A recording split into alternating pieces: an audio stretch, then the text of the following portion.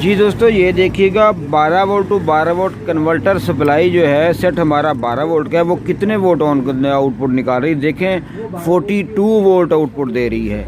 ये फॉल्ट है इस सेट के अंदर। सेट 12 वोल्ट का है और सप्लाई आउटपुट चॉपर जो है वो छोटा 12 volt to 12 volt converter chopper 42 volt 43 volt दे रहा है।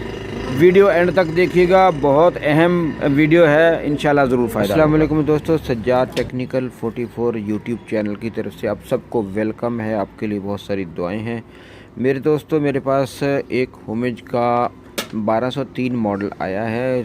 इसमें फॉल्ट 4 का फॉल्ट आ रहा है और कोई सा भी फ़ैन लगा दें तो फॉल्ट 4 जो है वो फ़ौरन ही थोड़ी देर फ़ैन चलने, चंद सेकंड चलने के बाद जो है फॉल्ट 4 पे दोबारा आ जाता है। और इसमें जो प्रॉब्लम है वो मैंने चेक की है और सेट खुला हुआ है। मैं आपको उसके बारे में थोड़ी सी डिटेल भी बताता हूँ। दोस्तों ये देखिएगा, मैं आपको सेट ऑन करके दिखाता हूँ। ये देखें, सेट ऑन हो रहा है, यहाँ पर आउटपुट देता है, उसके बाद जो है ये फॉल्ट 4 पैदा कर देता है। और ये यकीनन कोई सा भी नया फ़ैन लगा दें, हर फ़ैन पे यही मामला होता है। जी दोस्तों, ये देखिएगा 1203 मॉडल जो था वो मैंने खोल लिया है और इसमें एक फ़ॉल्ट और भी है। अगर मैं इसको सप्लाई लगा के ऑन करता हूं तो हमारा जो ये IRF 630 लगा है ये ओवर हीट होना शुरू हो जाता है। यहां तक कि इसमें से जैसे धुआं निकलता है तो ऐसे महसूस होने लग जाता है। और ये वाला कैपेसिटर जो है ये भी बहुत ज़्यादा ओवर हीट होता है। ये वाला कैपेसिटर भी ओवर हीट होता है। आई थिंक कि ये ओवर वोल्ट दे रहा है, जिसकी वजह से जो है ना ये चॉपर ओवर वोल्ट बना रहा है, जिसकी वजह से ये कैपेसिटर वगैरह गर्म होते हैं और हमारा जो पंखा है वो भी ख़राब हो जाता है, क्योंकि पंखे को सप्लाई यहाँ से डायरेक्ट जाती है 12 वोल्ट। तो मैं इसको आपको चेक करके बताता हूँ कि ये कितने वोल्ट सप्लाई निकाल रहा है और ये क्यों ओवर हीट हो रहा है, ये क्या वजह हो सकती है, तो मैं आपको चेक करके दिखाता हूँ। जी दोस्तों, ये देखिएगा, मैं आपको सबसे पहले जो है IRF 630 पे ऑसिलेटर वोल्ट जो आते हैं वो 5 वोल्ट आने चाहिए, वो चेक करके दिखाता हूँ। उसके बाद हम कैपेसिटर पर भी वोल्ट चेक करेंगे, जो बेस्ट वे है, ताकि जो है हमें पता चले कि ये ओवर हीट होना क्यों हो रहा है और इसकी क्या वजह हो सकती है। ये देखिएगा, मैं स्विच ऑन करता हूँ, सप्लाई ऑन करो, देखें जी, ये देखें यहाँ पर जो है 11.5 वोल्ट ऑसिलेटर वोल्ट आ रही हैं, तकरीबन 12 वोल्ट लगा दें, ठीक है। और 12 वोल्ट ऑसिलेटर वोल्ट जब आएंगे तो हमारा जो चॉपर है, जो चॉपर छोटा चॉपर ये वाला, ये 12 volt to 12 volt converter chopper जो है वो 12 वोल्ट नहीं निकालेगा। 12 वोल्ट को वो 2 गुना या 3 गुना ज़्यादा कर देता है, क्योंकि इसके अंदर जब ऑसिलेशन डबल होगी तो वोल्ट भी डबल हो जाएंगे, यानी 24 वोल्ट से 30 वोल्ट तक आउटपुट निकालेगा। और मैं अभी आपको चेक करके दिखाता हूँ कि हमारे आउटपुट वोल्ट जो कैपेसिटर है, जहाँ पर इसके 12 वोल्ट टू 12 वोल्ट कन्वर्ट होते हैं और कैपेसिटर पर कितने वोल्ट आ रहे हैं, मैं आपको वो भी चेक करके दिखाता हूँ। ये बड़ी अहम बात है जो हमें बहुत ज़्यादा नोटिफाई करनी चाहिए, क्योंकि हमारा फ़ैन बार बार जो है जो उड़ जाता था, इससे माइक्रो कंट्रोलर भी उड़ सकता है, एक्सेप्ट अगर इसके अंदर जो है 78.5 नहीं लगा हो। अगर 78.5 लगा है, क्योंकि 78.5 जो है वो 40 वोल्ट तक सपोर्ट कर जाता है। 40 वोल्ट इनपुट दें तो आपको 5 वोल्ट आउट देगा, इसीलिए माइक्रो कंट्रोलर की तो प्रोटेक्शन मिल जाती है हमें यहाँ, लेकिन यहाँ पर हमें जो है बाकी चीज़ों की प्रोटेक्शन नहीं मिलती। तो मेरे दोस्तों, ये बहुत बड़ा फॉल्ट है, जिसकी वजह से जो है ना हमारा बहुत बड़ा नुकसान हो सकता है। यहाँ पर मैं आपको इसके जो है आउटपुट कैपेसिटर पर भी वोल्ट चेक करके दिखाता हूँ। ये देखिएगा, सेट डायरेक्ट जो है, देखिए 38 वोल्ट आ रहे हैं यहाँ, 38 वोल्ट, ठीक है जी। ये ऊपर भी जा रहे हैं, देखें ये वोल्ट क्यों आ रहे हैं, क्योंकि ऑसिलेशन वोल्ट ज़्यादा हैं, ऑसिलेटर वोल्ट ज़्यादा हैं, और ज़्यादा होने की वजह से ये मामला पेश आ रहा है। और हमारा 78.5 तो 5 वोल्ट ही निकालेगा, बिकॉज़ उसको वो तो है ही रेगुलेटर, और माइक्रो कंट्रोलर तो हमारा बच जाएगा, लेकिन पंखा ख़राब हो जाएगा, हमारी LEDs ख़राब हो जाएंगी, हमारे कुछ और सेक्शन जो हैं, मिसाल के तौर पे बैटरी लो सेक्शन में 1 मेगा लगी होती हैं या 500 के लगी होती हैं, वो आउटपुट ज़्यादा निकालेंगी, वो IC ख़राब हो सकता है। बैटरी लो सेक्शन वाला चार्जिंग वाले IC को 5 वोल्ट 12 वोल्ट मिलते हैं, वो ख़राब हो सकता है। और जो हमारा मेन सेंस का आईसी है LM358 वो ख़राब हो सकता है।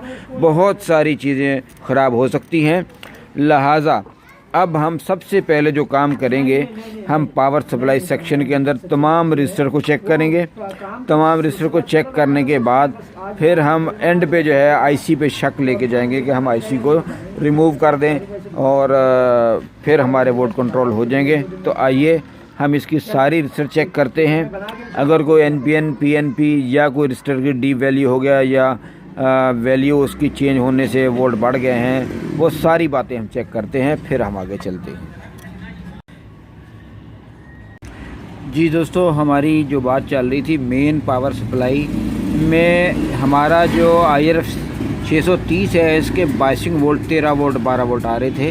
तो वो ज़्यादा क्यों आ रहे थे और उसकी क्या वजूहात हैं और कंट्रोलिंग सिस्टम कहाँ होता है इसका, तो इसके लिए जो है ये सेक्शन, ये वाला जो सेक्शन है, ये आमतौर पे जो है ना वर्क करता है। मैं आपको जूम इन करके दिखाता हूँ और फिर इसकी थोड़ी डिटेल भी आपको बताता हूँ।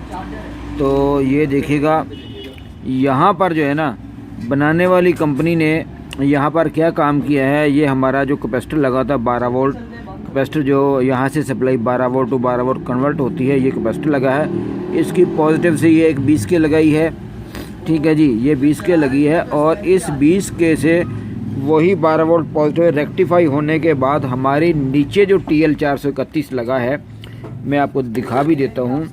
यहाँ पर जो देखिएगा, ये वाला जो TL 431 लगा है, इस TL 431 पर आ जाते हैं, ये वाला यहाँ पर आते हैं।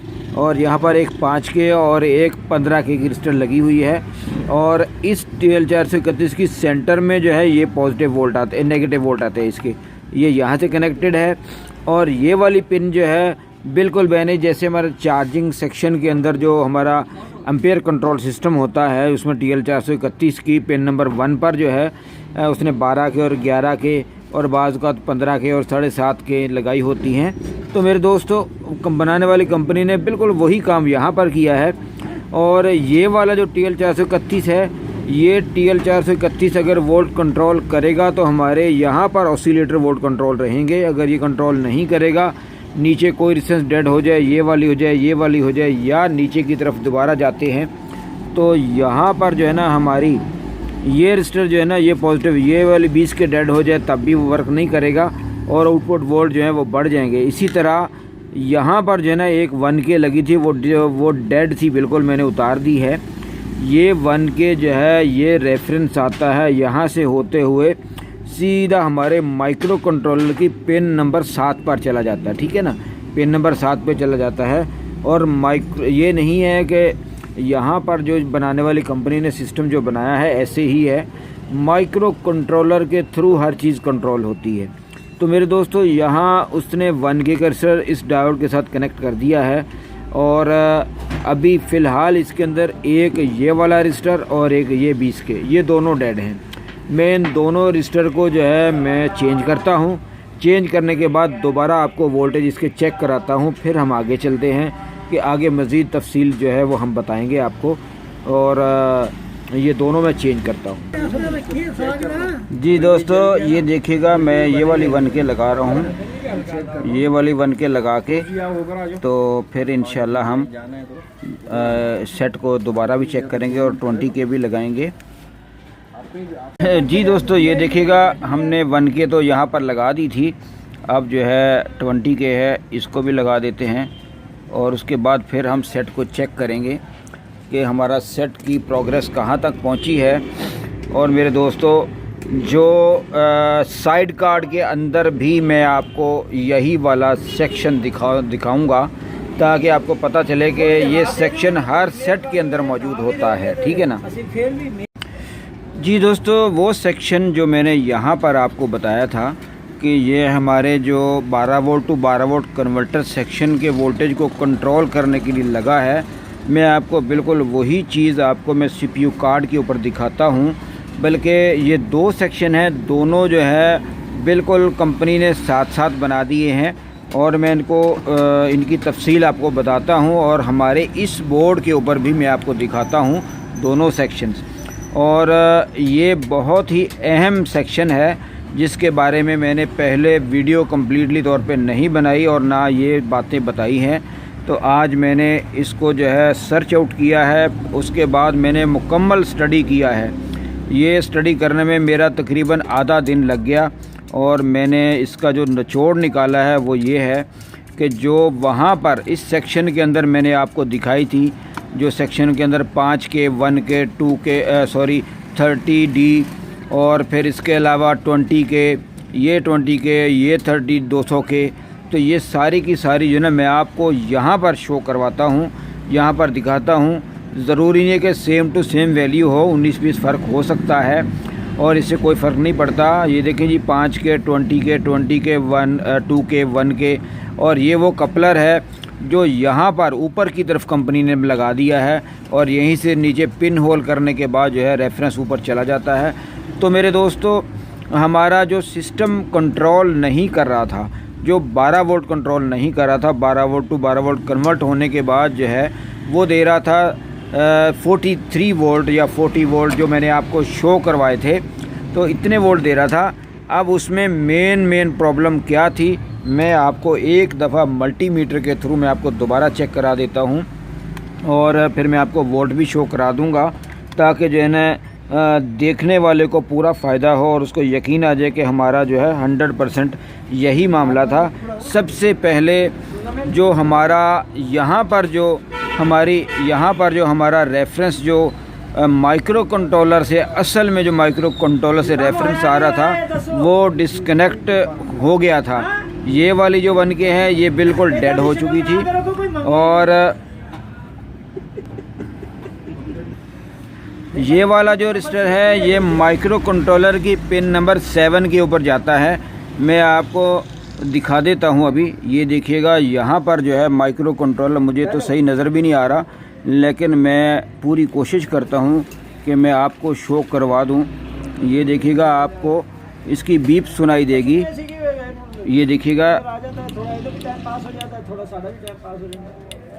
यहाँ पर 1 मिनट रुकिएगा जी दोस्तों। ये देखें यहाँ पर जो है ना, मैं इसको दोबारा आपको चेक कराता हूँ। देखिएगा, ये देखें पिन नंबर 7 पर जो है हमारी ये वाली जो रजिस्टर है ये शॉर्ट हो रही है, यानी पिन नंबर 7 से हमें जो रेफरेंस आता है वो रेफरेंस पिन नंबर 7 से सीधा यहाँ पहुँच जाता है। यहाँ पहुँचने के बाद यहाँ से रेक्टिफाई होता है और उसके बाद जो है आगे TL431 का पूरा प्रोसेस कंप्लीट हो जाता है। तो मेरे दोस्तों, ये प्रॉब्लम थी सेट के अंदर। अब मैं आपको इसके वोल्ट चेक कराता हूँ। मैंने शुरू में भी चेक कराए थे और बहुत सारे दोस्तों ने हमें मशवरा दिया था कि आप TL431 जो 35-25 के बाद लगा उसको लगाएं, उसको वहाँ से कंट्रोल होगा। लेकिन जो हकीकत बात यह है कि TL431 जो यहाँ पर लगा है इस जगह पर, यहाँ पर, तो ये वाला यहाँ से कंट्रोल होता है एक्चुअली।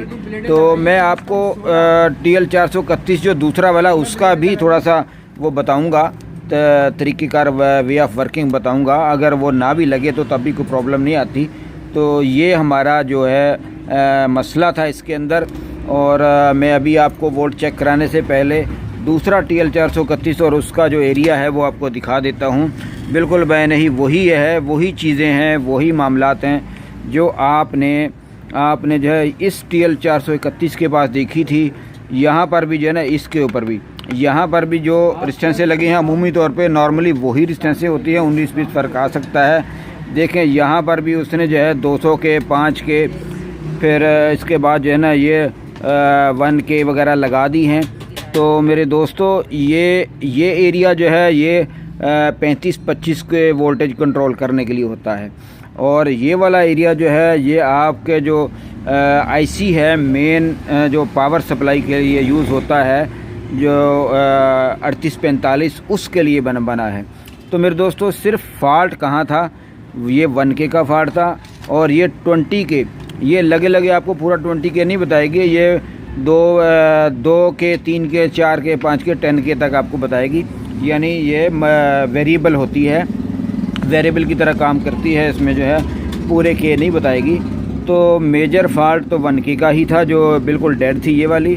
अब मैं आपको TL431 का दूसरा जो दोनों कार्ड के ऊपर शो करवाए थे वो भी आपको दिखा देता हूँ।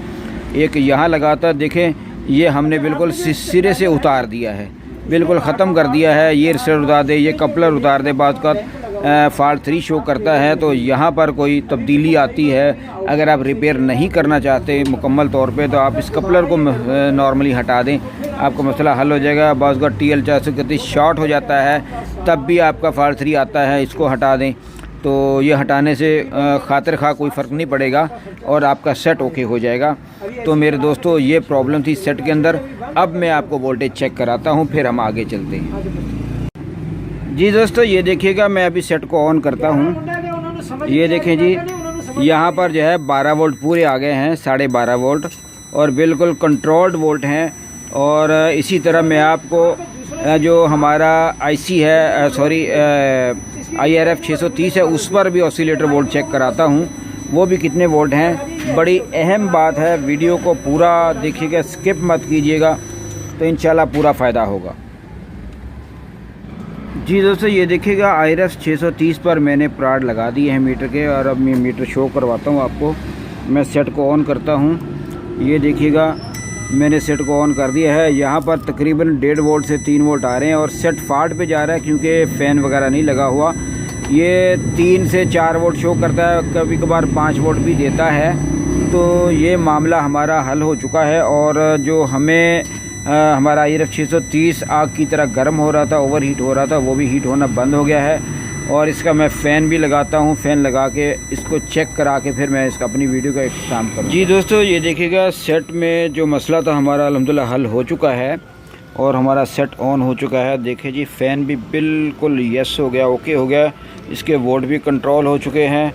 और हमारा जो 12 volt to 12 volt converter chopper था, उसके 36-40 वोल्ट जो आ रहे थे, मैंने आपको शुरू में दिखाया था, वो भी कंट्रोल हो चुके हैं और सेट मुकम्मल तौर पे ओके हो चुका है।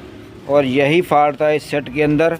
तो आखिर में आपसे गुजारिश है कि हमारी वीडियो को स्किप मत कीजिएगा और पूरी मुकम्मल वीडियो देखें, वो बहुत इन्फॉर्मेटिव वीडियो है।